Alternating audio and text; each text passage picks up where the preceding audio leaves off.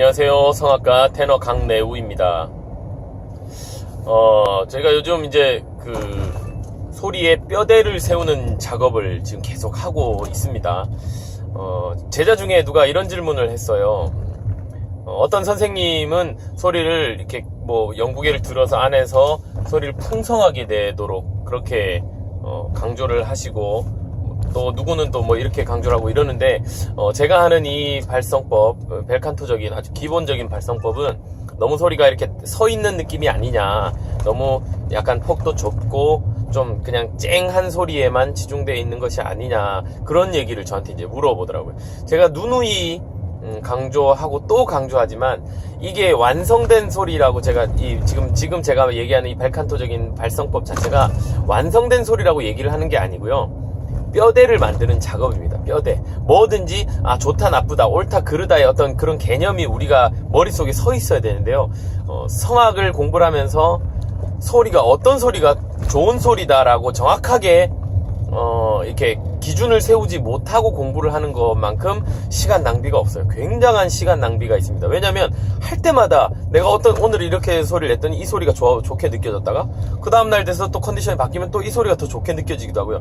사람은 어떤 정확한 기준이 없이는, 뭔가 딱 확실한 이 프레임이 없이는 늘 왔다 갔다 할 수 있어요. 이게 감정적인 동물이기 때문에.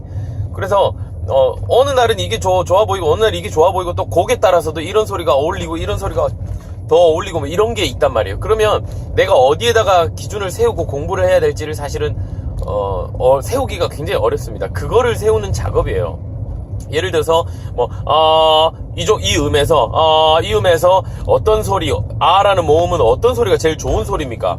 라고 이렇게 딱 질문을 했을 때 선생님들마다 다른 얘기를 할 수 있겠죠. 대부분 아마 이렇게 얘기할 것 같습니다. 그냥 음악에 따라서 달라진다.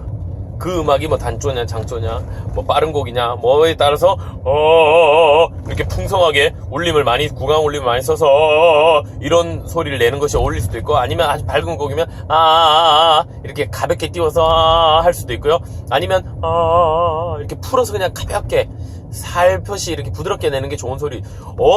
그러니까 중요한 거는 기준이 없어요. 뭐가 좋다 나쁘다의 개념이 아니라 그때 달라요가 되는 겁니다.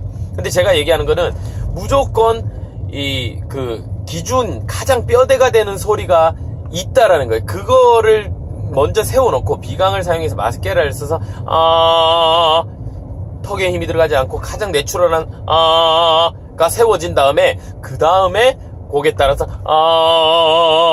좀 더 풍성하게 간다든지 더 밝게 간다든지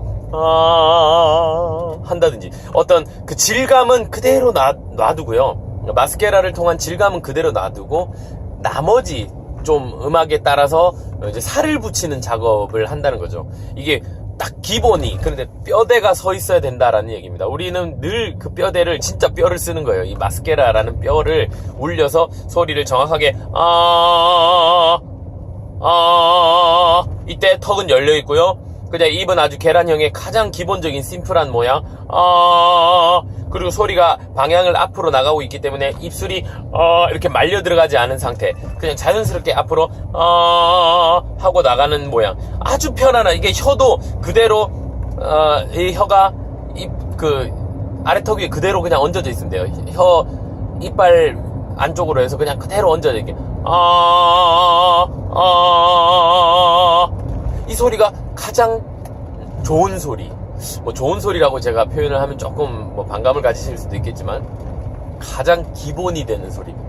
이 기본을 우리가 정확하게 익혀 놓으면요, 어떤 노래든지 내가 원하는 대로 응용이 가능해요. 그거를 우리가 좀 맛을 보면 노래하는 맛이 완전히 달라지는데, 이제 여러 선생님들의 티칭을 받다 보면 이런 소리를 추구하는 선생님도 있고요, 떨어뜨리는 소리, 여러 가지, 하여튼 특히 소프라노들은 그냥 띄우기만 한다든지, 호흡이 초점이 없이 그런 스타일도 있을 수도 있고요. 이거는 사람마다 다른 겁니다. 다 다르고 그 나름대로의 멋과 다 스타일이 있지만, 그거를 학생 입장에서 이렇게 받아들일 때, 내가 이거가 좋기 때문에 나는 이걸 해야지, 이게 더 옳다고 생각하니까 이 스타일을 배워야지, 이런 기준이 없이 그냥 무턱대고 배우기 시작을 하면 혼란스럽다는 거예요. 그러다가 안 맞을 수가 있어요. 자기하고 안 맞을 수도 있어요.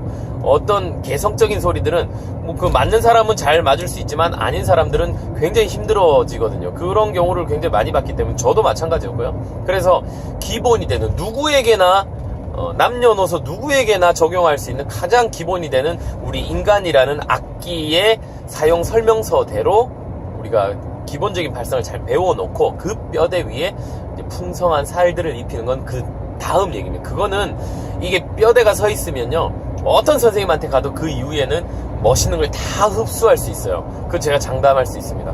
기본이 서 있지 않으면 흡수가 안 돼요. 그러면 늘 힘들어지고 성대가 상하게 되고 무리하게 돼요. 기본을 우리는 먼저 중요시 생각을 하고 꼭 공부를 하자, 이런 취지에서 제가 지금 늘 벨칸토 얘기를 하는데, 이것은 뭐 벨칸토라는 어떤 특별한 발성법이 있는 것이 아니라 벨칸토라고 제가 그냥 말씀을 드리는 이유는 가장 예로부터 내려왔던 그 그냥 발성법 이름이기 때문에 제가 쓴 거고요. 어떻게 보면 그냥 인간이 가진 그 악기 그대로의 가장 자연스러운 소리라고 그냥 생각을 하시면 됩니다. 이게 뭐 벨칸토라고 이름을 붙여서 벨칸토라는 거지, 뭐 그냥 내추럴 발성법이라고 할 수도 있고요. 뭐 어떤 이름이든지 그 이름이 중요한 것이 아니라 기본적인 가장 우리 구조적인 소리를 내는 것이 중요하다, 이 얘기 꼭 강조하고 싶었습니다.